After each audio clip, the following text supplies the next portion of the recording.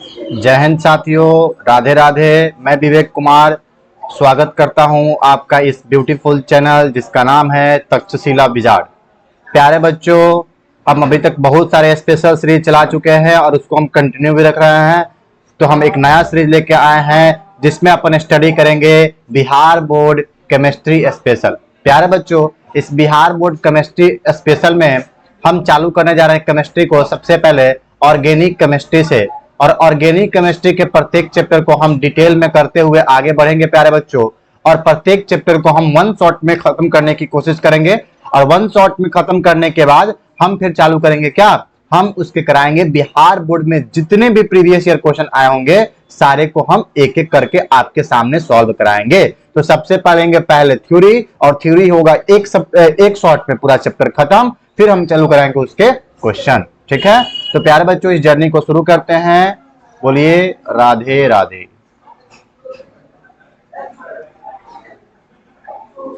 ठीक है, चलिए तो चालू करते हैं ऑर्गेनिक केमिस्ट्री में पहला टॉपिक जिसका नाम है basic concept of organic chemistry. तो प्यारे बच्चों पहला टॉपिक है व्हाट इज ऑर्गेनिक कंपाउंड। तो ऑर्गेनिक कंपाउंड क्या होते हैं प्यारे बच्चों, सबसे पहले समझिए हाइड्रोकार्बन और उसके डेरिवेटिव से जितने भी कंपाउंड मिलके बनते हैं उन सारे को अपन क्या बोलते हैं, ऑर्गेनिक कंपाउंड। हाइड्रोकार्बन क्या होते हैं प्यारे बच्चों, तो हाइड्रोकार्बन का मतलब हो गया सर कार्बन और हाइड्रोजन के संगम से जो कंपाउंड मिलके बनते हैं उन सारे कंपाउंड को अपन क्या बोलते हैं, हाइड्रोकार्बन बोलते हैं। तो ऑर्गेनिक कंपाउंड किसको बोलेंगे, हाइड्रोकार्बन से मिलके बने और उनके डेरिवेटिव जैसे alcohol, phenol, ether, carboxylic acid, ये सारे के सारे किसके डेरिवेटिव हुए, ये सारे के सारे हाइड्रोकार्बन के डेरिवेटिव हुए। तो हाइड्रोकार्बन और उसके डेरिवेटिव से मिलके जो भी कंपाउंड बनते हैं उन सारे कंपाउंड को अपन क्या बोलते हैं, ऑर्गेनिक कंपाउंड बोलते हैं। ठीक है, अब हम ऑर्गेनिक कंपाउंड के बारे में जान गए। तो ऑर्गेनिक कंपाउंड को रिप्रेजेंट करने के अलग अलग तरीके होते हैं। जैसे पहला तरीका होता है जिसको बोलते हैं मॉलिक्यूलर फार्मूला, दूसरा तरीका होता है जिसको बोलते हैं स्ट्रक्चर फार्मूला, तीसरा फॉर्म होता है जिसको बोलते हैं बॉन्ड लाइन फार्मूला, चौथा फार्मूला होता है जिसको अपन बोलते हैं कंडेंस स्ट्रक्चर फार्मूला। प्यारे बच्चों अगर हमको मॉलिक्यूलर फार्मूला की बात करें तो हम इसमें रिप्रेजेंट करते हैं as a form of molecule, as a form of molecular formula.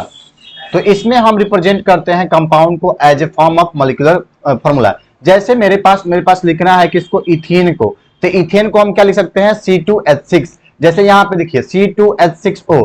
तो केवल और केवल ऑर्गेनिक कंपाउंड को हम किसमें रिप्रेजेंट कर रहे हैं, मॉलिक्यूलर फार्मूला के रिप्रेजेंट कर रहे हैं, तो इसलिए इसको बोलते हैं रिप्रेजेंटेशन ऑफ मॉलिक्यूलर फार्मूला। ठीक है प्यारे बच्चों, अब हम आगे चलते हैं और आगे चल के हम सीखेंगे स्ट्रक्चरल फार्मूला। अब स्ट्रक्चर में क्या है कि जो मेरे पास कंपाउंड है उसी कंपाउंड को अलग अलग बॉन्ड स्ट्रक्चर के रूप में तोड़ के दिखा दो। जैसे आपको पता है कि कार्बन की वैलेंसी कितनी होती है प्यारे बच्चों, पहले सेल में 2 इलेक्ट्रॉन, दूसरे में 4, तो इसकी वैलेंसी कितनी होती है, 4 होती है। तो कार्बन कितना बॉन्ड बनाएगा, 4 बॉन्ड बनाता है। अब यहां पे देखिए ये कार्बन C2H6, तो ये कार्बन ये हो गया प्यारे बच्चों, एक कार्बन ये हो गया। अब इस कार्बन से कितने हाइड्रोजन अटैच है, एक हाइड्रोजन यहां पे अटैच है, एक हाइड्रोजन यहां पे अटैच है और एक हाइड्रोजन यहां पे अटैच है और एक कार्बन इससे अटैच है। तो कार्बन के 4 बॉन्ड पूरे। अब यहां पे देखिए इस कार्बन को एक हाइड्रोजन यहां पे अटैच है, एक हाइड्रोजन यहां पे अटैच है, एक हाइड्रोजन यहां पे अटैच है, तो यहां पे बन गया कार्बन 2H6 और जिसका हम आगे चल के नाम पढ़ेंगे जिसको बोलते हैं अपन इथेन। क्या बोलते हैं प्यारे बच्चों, इथेन। अब जैसे हमको C2H5OH लिखना है, सर आसान तरीका है, आप क्या करो 2 हाइड्रोजन, ये देखो एक कार्बन ये 2 कार्बन, अब इससे जो भी हाइड्रोजन मिले हैं बना दो। तो प्यारे बच्चों इसके साथ कितने हाइड्रोजन होंगे, बच्चे 3, तो बच्चों 3 हो गया। फिर इसके साथ क्या है सर, 2 हाइड्रोजन और एक क्या हो गया सर, OH, ये हो गया उसका क्या सर, तो ये हो गया उसका स्ट्रक्चर फार्मूला। क्या हो गया, स्ट्रक्चर फार्मूला। अब हम तीसरा पढ़ेंगे प्यारे बच्चों क्या, बॉन्ड लाइन फार्मूला, मतलब कि किसी भी ऑर्गेनिक कंपाउंड को बॉन्ड लाइन फार्मूला से कैसे रिप्रेजेंट करते हैं। जैसे प्यारे बच्चों मैंने आपके सामने एक कंपाउंड लिया और इस कंपाउंड का नाम आप जानते होंगे, इस कंपाउंड का नाम है प्रोपेन। प्रोपेन। अब ये कितने कार्बन है, 3 कार्बन है। तो इसमें अपन बॉन्ड लाइन फार्मूला में ये ध्यान देते हैं कि जो कार्बन है केवल आपको कार्बन को दिखाना है और कैसे दिखाना है, जिगजैग लाइन से दिखाना है। इसमें हाइड्रोजन को अपने को नहीं दिखाना है, यानी कि अगर कार्बन और हाइड्रोजन है तो केवल केवल आप कार्बन को दिखाएं, हाइड्रोजन को विलुप्त कर दे। और ऐसा आपको मान के चलना पड़ेगा कि ये कार्बन के साथ जुड़े हुए हाइड्रोजन भी हैं, ये कार्बन के साथ जुड़े हुए हाइड्रोजन भी हैं। जैसे मैंने इस कंपाउंड को लिख दिया है। जैसे मैं अगर पूछूं प्यारे बच्चों आपका C2H5OH को ही दिखाओ, तो कितने हाइड्रोजन है यहाँ पे, कितने कार्बन है, 2 कार्बन। तो एक कार्बन ये हो गया प्यारे बच्चों, एक कार्बन ये हो गया, तो ये आपने बना दिया C2H5। तो इसके पास कितने हाइड्रोजन होगा, लेकिन इसके साथ क्या अटैच होगा, OH अटैच होगा। तो ये इसका क्या हो गया, बॉन्ड लाइन फॉर्मूला हो गया। ये समझ में आया क्या हो गया, बॉन्ड लाइन फॉर्मूला हो गया। अब हमको दिखाना है कंडेंस स्ट्रक्चर फॉर्मूला।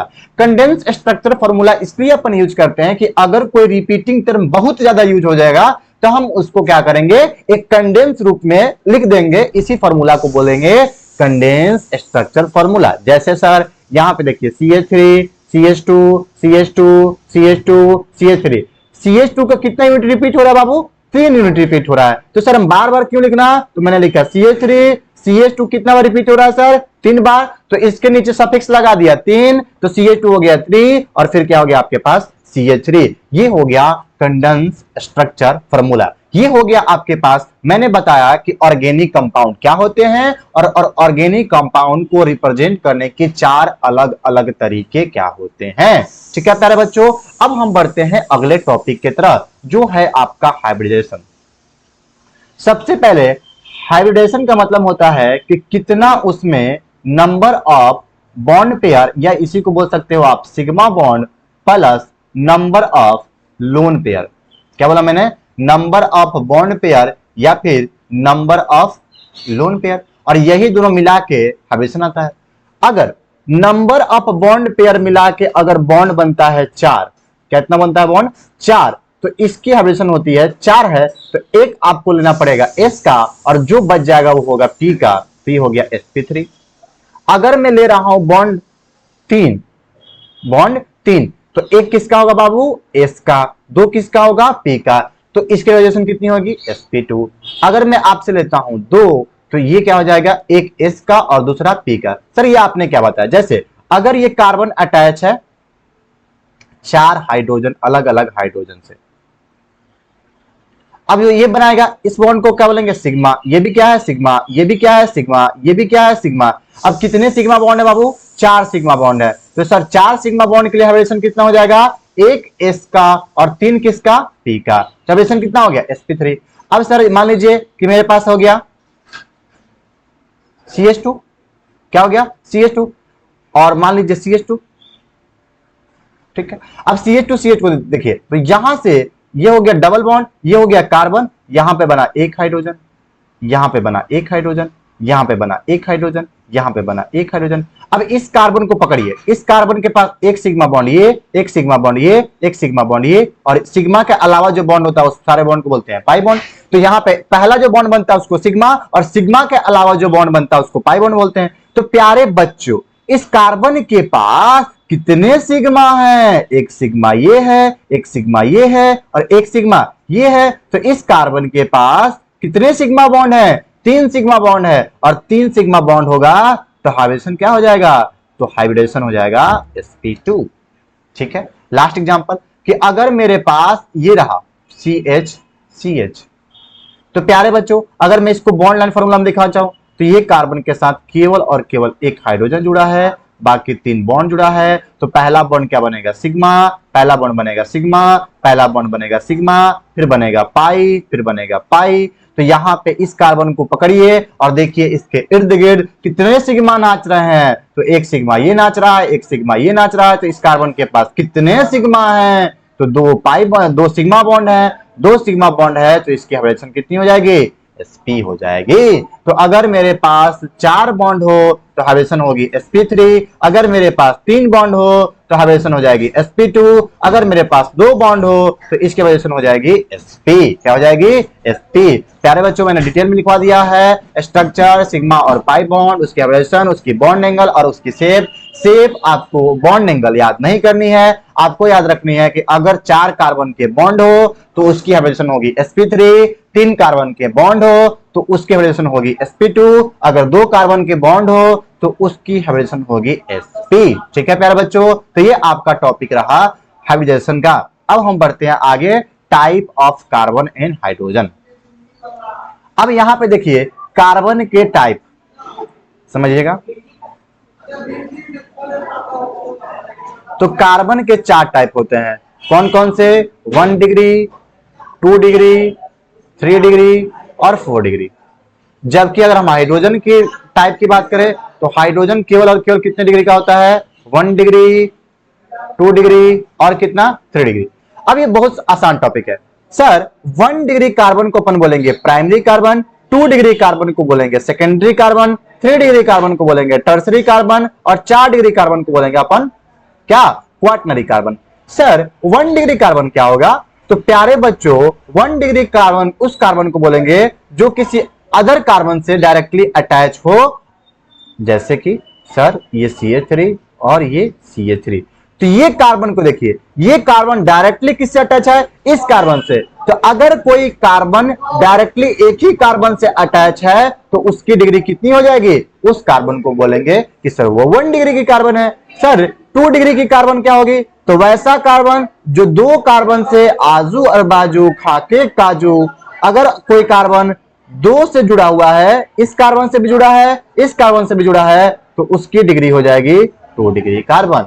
अगर कार्बन 3 कार्बन से डायरेक्टली अटैच है, यहां भी CH3, यहां भी CH3, यहां भी CH3 और यहां मान लीजिए H है, तो इस कार्बन से भी जुड़ा है, इस कार्बन से भी जुड़ा है, इस कार्बन से भी जुड़ा है, तो डायरेक्टली कितने कार्बन से जुड़ा है? 3 कार्बन से जुड़ा है, इसलिए इसका डिग्री कितना हो जाएगा? 3 डिग्री कार्बन।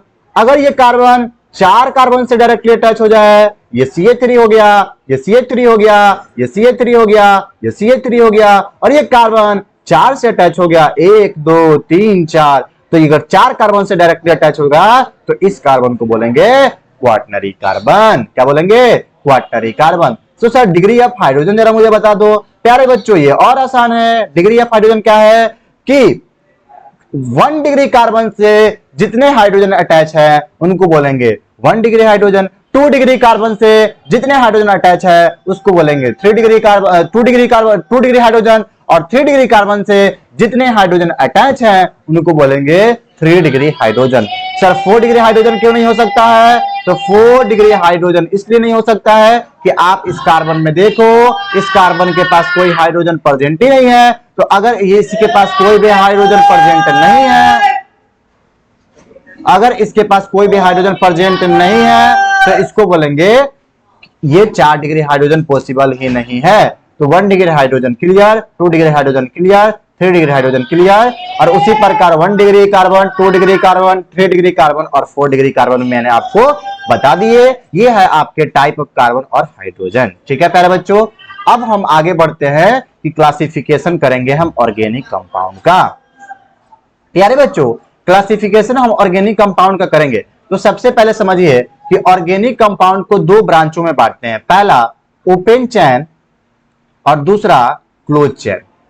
ओपन चेन को बोलते हैं एसाइक्लिक कंपाउंड, मतलब कि जिसमें साइकिल ना बने, सर्किल मतलब गोला चक्कर ना बने, और क्लोज चेन मतलब जिसमें साइक्लिक कंपाउंड बने। क्या बोला मैंने? ऑर्गेनिक कंपाउंड को हम 2 कैटेगरी में बांटते हैं, पहला साइक्लिक और दूसरा एसाइक्लिक। ठीक है, cyclic compound, open chain compound 2 तरीका के होते हैं, एक होता है सैचुरेटेड और दूसरा होता है अनसैचुरेटेड। क्लोज चेन कंपाउंड 2 प्रकार का होता है, एक होता है होमोसाइक्लिक और दूसरा होता है हेट्रोसाइक्लिक। प्यारे बच्चों सेचुरेटेड में आता है एक कंपाउंड जिसको बोलते हैं एल्केन, और एल्केन का जनरल फॉर्मूला आप क्लास 10 से पढ़ते आ रहे हैं, CnH2n+2। अनसैचुरेटेड में आता है 2, एक आता है एल्कीन और दूसरा आता है एल्काइन। सैचुरेटेड में एल्केन और ये है एल्कीन, एल्कीन का आपको जनरल फॉर्मूला पता होगा CnH2n और एल्काइन का जनरल फॉर्मूला आपको पता होगा CnH2n-2। तो ओपन चेन कंपाउंड को दो कैटेगरी में क्लासिफाइड करते हैं, पहला होता है सेचुरेटेड, दूसरा होता है अनसेचुरेटेड। सेचुरेटेड को हम बांटते हैं एल्केन में और अनसेचुरेटेड को बांटते हैं दो कैटेगरी में, एल्कीन में और एल्काइन में।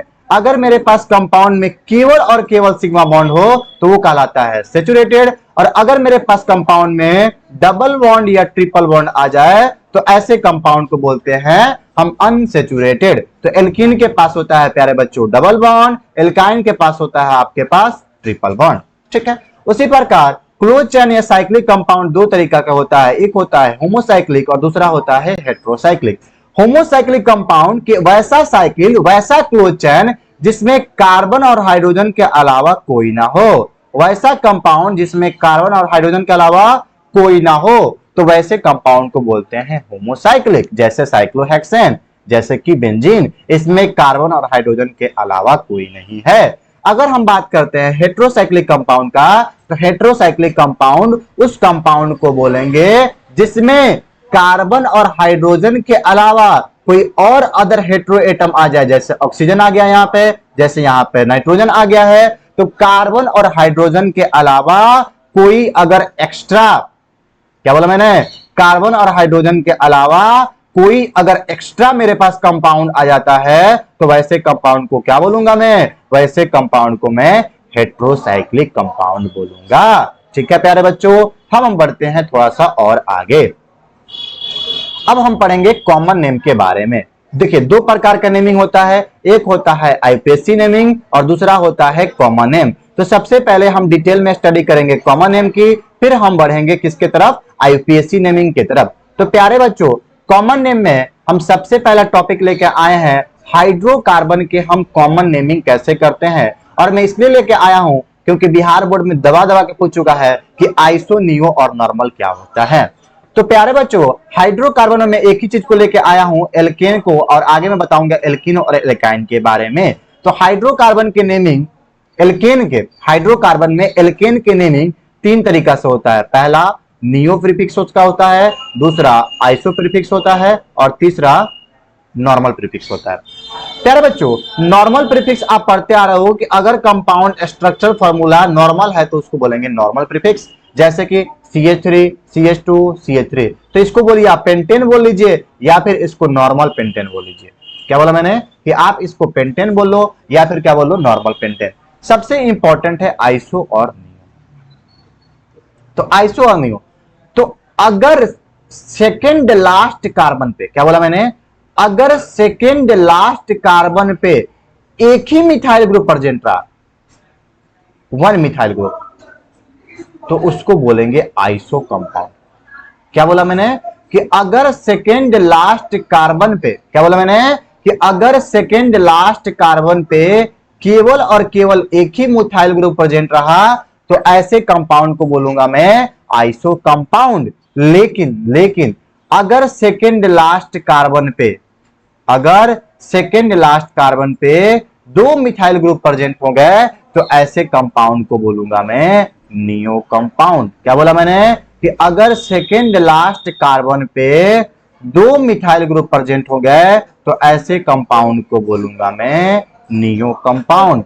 तो एल्केन कॉमन नेमिंग तीन तरीका से हो सकता है, नियो हो सकता है बाबू, आइसो हो सकता है और नॉर्मल हो सकता है। नॉर्मल मतलब कि आप नॉर्मल जो नेमिंग करते हो, आइसो का मतलब कि सेकेंड लास्ट कार्बन पे अगर केवल एक मिथाइल ग्रुप प्रेजेंट होगा तो ऐसे कंपाउंड को आइसो कंपाउंड बोलेंगे, और अगर सेकेंड लास्ट कार्बन पे दो मिथाइल ग्रुप प्रेजेंट है तो वैसे कंपाउंड को अपन नियो कंपाउंड बोलेंगे। क्या बोलेंगे, नियो कंपाउंड बोलेंगे। ठीक है प्यारे बच्चों, अब हम बढ़ते हैं थोड़ा सा और आगे। अब हम पढ़े एल्केन का, अब हम पढ़ेंगे हाइड्रोकार्बन के डेरिवेटिव। तो हाइड्रोकार्बन के डेरिवेटिव का कॉमन नेमिंग दो तरीका से होता है, पहला है सिस्टम ए और दूसरा है सिस्टम बी। सिस्टम बी वो होगा जिसमें होंगे रेडिकल डिपेंडेंट और सिस्टम बी होगा जो कहलाएगा रेडिकल इंडिपेंडेंट। सर मुझे कैसे पता चलेगा कि कौन सा रेडिकल इंडिपेंडेंट है और कौन सा रेडिकल डिपेंडेंट है? तो प्यारे बच्चों रेडिकल इंडिपेंडेंट कंपाउंड उस कंपाउंड को बोलेंगे जिसमें carbon containing functional group present हो। और जिसमें carbon containing functional group present नहीं होगा वो कहलाएगा रेडिकल डिपेंडेंट, जो केवल और केवल रेडिकल पे डिपेंड करेगा। और जिसमें कार्बन कंटेनिंग फंक्शनल ग्रुप हो तो ऐसे को बोलेंगे रेडिकल इंडिपेंडेंट। क्या बोलेंगे प्यारे बच्चों? Radical independent. तो आपके सामने मैंने कुछ नेमिंग लिखे हैं, आपको याद करने पड़ेंगे कि कौन से रेडिकल डिपेंडेंट है और कौन से रेडिकल डिपेंडेंट नहीं है। जिसमें पहला है मेरे पास एक्स। एक्स का मतलब होता है हाइड्रोजन, OH का मतलब होता है एल्कोहल, NH2 का मतलब होता है एमीन। क्या बोलता है? एमीन। O का मतलब होता है एथर, CO का मतलब होता है कीटोन, CN का मतलब होता है साइनाइड, NC का मतलब होता है आइसोसाइनाइड। और आपको ताजुब होगा प्यारे बच्चों कि आपसे पूछ चुका है बिहार बोर्ड में एल्कोहल फंक्शनल ग्रुप क्या होता है, आपसे पूछ चुका है कि कीटोन फंक्शनल ग्रुप क्या होता है, आपसे पूछ चुका है कि ईथर को कैसे रिप्रेजेंट करते हैं। फिर मैं आपको क्वेश्चन भी लेके आऊंगा तो आपको और पता चल जाएगा कि बिहार बोर्ड में ऑर्गेनिक केमिस्ट्री उतनी भारी नहीं आती है, लेकिन बच्चे बहुत ही टेंशन ले लेते हैं, जो कि टेंशन लेने लायक चीज है नहीं। ऑर्गेनिक केमिस्ट्री है एकदम हलवा। अब हम बात करते हैं सिस्टम बी की। सिस्टम बी में वैसे कंपाउंड जो कार्बन कंटेनिंग हो, तो यहाँ पे देखिए प्यारे बच्चों क्या कार्बन है? Yes sir. क्या यहाँ पे कार्बन है? Yes sir. क्या यहाँ पे कार्बन है? Yes sir. क्या यहाँ पे कार्बन है? Yes sir. क्या यहाँ पे कार्बन है? Yes sir. क्या यहाँ पे कार्बन है? Yes sir. क्या सर यहाँ पे कार्बन है? Yes sir. क्या यहाँ पे कार्बन है? Yes sir. तो यानी कि अगर कार्बन कंटेनिंग फंक्शनल ग्रुप है तो क्या कहलाएगा? रेडिकल डिपेंडेंट कहलाएगा। जैसे COOH को अपन बोलते हैं कार्बोक्सिलिक एसिड। क्या बोलते हैं प्यारे बच्चों? Carboxylic acid. इसको बोलते हैं अपन एसिड क्लोराइड। क्या बोलते हैं? एसिड हैलाइड या एसिड क्लोराइड। इसको बोलते हैं अपन एस्टर। क्या बोलते हैं प्यारे बच्चों? एस्टर। इसको बोलते हैं एसिड एनहाइड्राइड। क्या बोलते हैं? Acid anhydride. इसको बोलते हैं एमाइड। क्या बोलते हैं प्यारे बच्चों? एमाइड। इसको बोलते हैं अपन एल्डिहाइड। क्या बोलते हैं? एल्डिहाइड। तो आपको क्लियर हो चुका होगा हाइड्रोकार्बन डेरिवेटिव दो सिस्टम में होते हैं, सिस्टम ए और सिस्टम बी। सिस्टम ए में पढ़ते हैं अपन रेडिकल डिपेंडेंट के बारे में, सिस्टम बी में पढ़ते हैं अपन रेडिकल इंडिपेंडेंट के बारे में। तो रेडिकल डिपेंडेंट क्या होते हैं? जिसमें कार्बन कंटेनिंग फंक्शनल ग्रुप नहीं होता है। और सिस्टम बी क्या होता है? जिसमें carbon containing functional group present होते हैं। ठीक है प्यारे बच्चों, अब हम एक चीज पे बार बार जोर दे रहे थे, रेडिकल रेडिकल रेडिकल। आखिर ये रेडिकल क्या बलाय है? तो प्यारे बच्चों आइए समझते हैं कि रेडिकल क्या होता है। तो रेडिकल का मतलब होता है कि अगर किसी भी कंपाउंड से आप हाइड्रोजन को रिमूव कर दोगे तो वो रेडिकल का फॉर्मेशन करेगा। जैसे मेरे पास मैं एक कंपाउंड बना रहा हूं मीथेन। क्या बना रहा हूं प्यारे बच्चों? मीथेन। मीथेन से मैंने क्या किया? एक हाइड्रोजन को रिमूव कर दिया। एक हाइड्रोजन को रिमूव करूंगा तो ये क्या बन गया? CH3 बन गया। और एक हाइड्रोजन नहीं है इसके पास, मतलब कार्बन के केवल और केवल कितने बॉन्ड बने हैं? 3 बॉन्ड बने हैं और एक बॉन्ड इसके खाली है। तो ये फॉर्मेशन हो गया प्यारे बच्चों किसका? रेडिकल का। यानी कि अगर मैं किसी भी कंपाउंड से हाइड्रोजन को रिमूव कर दूं, क्या बोला मैंने? कि अगर मैं किसी भी कंपाउंड से हाइड्रोजन को रिमूव कर दूंगा तो किसका फॉर्मेशन करेगा? वो रेडिकल का फॉर्मेशन करेगा। जैसे अब अपने को समझना है कि अगर मैं रेडिकल को अलग अलग चीजों से निकालता हूं तो किसकी फॉर्मेशन होती है। सबसे पहले समझिए एल्केन। तो अगर मैं एल्केन से हाइड्रोजन को रिमूव करूंगा तो जो रेडिकल बनेगा वो बनेगा एल्काइल। क्या बनेगा? एल्काइल। जैसे यहाँ पे मेरे पास है मीथेन और मीथेन से मैंने एक हाइड्रोजन को कर दिया रिमूव। जैसे मैंने हाइड्रोजन को रिमूव किया तो ये बना CH3 और इसी को बोला मैंने मिथाइल। क्या बोला प्यारे बच्चों? मिथाइल। यहाँ पे है मेरे पास CH3 और CH3, इसको मैं बोलूंगा इथेन। क्या बोलूंगा? इथेन। और अगर मैं इथेन से हाइड्रोजन को रिमूव कर दूंगा, क्या बोला मैंने? कि अगर मैं इथेन से हाइड्रोजन को रिमूव कर दूंगा तो मेरे पास जो ग्रुप बनेगा उस ग्रुप को मैं बोलूंगा इथाइल। क्या बोलूंगा प्यारे बच्चों? इथाइल। ठीक है, यहाँ पे मेरे पास है प्रोपेन। यहाँ पे है मेरे पास प्रोपेन। तो प्रोपेन, नॉर्मल प्रोपेन से अगर मैं हाइड्रोजन को रिमूव करूंगा तो ये बनाएगा नॉर्मल प्रोपाइल। क्या बनाएगा? Normal propyl. और अगर मैं आइसोप्रोपाइल, देखिए यहाँ पे सेकंड लास्ट कार्बन, ये है सेकंड लास्ट कार्बन, और सेकंड लास्ट कार्बन पे कितने हैं CH3, एक ही है, तो मैंने क्या बताया था आपको, ये होते हैं आइसो। तो अगर मैं इस पे से एक हाइड्रोजन रिमूव करूंगा तो ये बनेगा आइसोप्रोपाइल। ठीक है, ये हो गया किसके, सेचुरेटेड रेडिकल। सेचुरेटेड मतलब किसके, एल्केन के। अब हम बात करेंगे किसके, अनसेचुरेटेड रेडिकल के। और अनसेचुरेटेड रेडिकल मतलब क्या, डबल बॉन्ड या फिर क्या आ सकता है, ट्रिपल बॉन्ड। तो अगर बीचों बीच डबल बॉन्ड रहता है तो इसको बोलते हैं अपन विनाइल। क्या बोलते हैं प्यारे बच्चों, विनाइल। और अगर मेरे पास डबल बॉन्ड के बाद एक कार्बन प्रेजेंट रहता है तो ऐसे ग्रुप को मैं बोलता हूं एलाइल। क्या बोला मैंने, कि अगर मेरे पास डबल बॉन्ड डायरेक्टली अटैच हो किसी भी कार्बन से तो उसको मैं क्या बोलूंगा, विनाइल। जैसे मैं एग्जांपल के तौर पे लेता हूं, ये CH2 और ये बन गया आपके पास CH3। तो ये जो ग्रुप बना, ये ग्रुप, इसको मैं क्या बोलूंगा, इसको मैं बोलूंगा विनाइल। और ये मान लीजिए कि CH2 के बाद मैंने यहाँ पे लगा दिया CH3, तो ये ग्रुप जो बना इसको मैं क्या बोलूंगा, एलाइल। क्या बोलूंगा प्यारे बच्चों, एलाइल। ठीक है, और भी अदर रेडिकल है और उनके नाम है जो आपको याद करने की जरूरत नहीं है, क्योंकि ये बिहार बोर्ड में नहीं पूछते हैं। जो पूछते हैं मैं टिक लगा देता हूं। ये है आपके पास फिनाइल, ये आपके पास इंपॉर्टेंट है। यानी कि अगर मेरे पास बेंजीन रिंग, क्या बोला मैंने, कि अगर मेरे पास बेंजीन रिंग किसी कार्बन से डायरेक्टली अटैच हो जाएगा, तो अगर यहाँ पे मान लीजिए मिथाइल लगा दिया मैंने, तो ये जो पूरा रेडिकल हुआ, ये जो पूरा रेडिकल, ये पूरा रेडिकल को मैं क्या बोलूंगा, फिनाइल बोलूंगा।